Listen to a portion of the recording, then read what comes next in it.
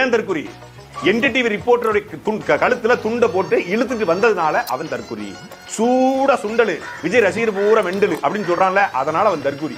மரத்துல ஏறி நின்று ஒரு தலைவர் பேசிட்டு இருக்கும்போது தேங்காயை உடைச்சு தின்னுட்டு இருக்கான் பாருங்க, எந்த அடிப்படை புரிதலும் இல்லாம, அதனால அவன் தற்குறி.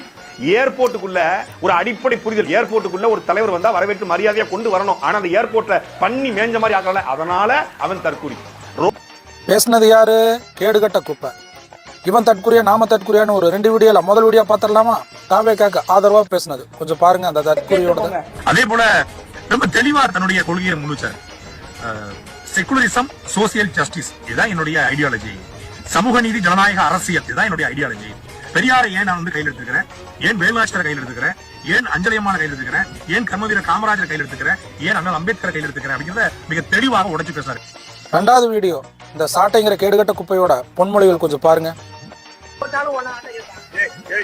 செந்தில்குமார் குண்ட ஓத்தலப்பட்டு ஓட்ட தேவைப்பட சீமான ஒரு பெரிய ஆளா இருக்கலாம். நீ என்ன சீமான் கட்சி நீ பெரிய ஆள் புண்டியாடா, ஓத்தலப்பட்டு ஓட்டவன தேவையா பேல? அப்படியா? நான் அப்படி எதுவும் பேசவே இல்லையப்பா. என் ஐடியில நான் பேசலையே. தஞ்சாவூர்ல எங்க வர எங்க போயிட்டு இருக்க எல்லாம் தெரியும். ஒன்னு அறுத்து ரோட்ல துண்டு துண்டுமா பான் பிராக் போட்டவன் வாய அறுத்து துண்டு போட்டுவான். எல்லாம் கூட ஷேர் பண்ணிட்டு இருக்க, என்ன கூட பண்ணிட்டு இருக்க? இப்ப சொல்லுங்க, 1ஆம் நம்பர் கேடுகட்ட குப்பை இவனா? இவன் தற்குறியா இல்ல நாம தற்குறியா? அதாவதுண்ணே சாட்டை என்ன, நீங்க தாவேக்காவை அடிச்சிட்டீங்க, நான் உங்க வாயிலே இடிச்சிட்டேன். எப்பப்பெல்லாம் விஜய் நாங்க தொடறீங்களோ அப்பெல்லாம் நறுக்கு நறுக்கு நறுக்குன்னு வச்சுட்டே இருப்பேன்.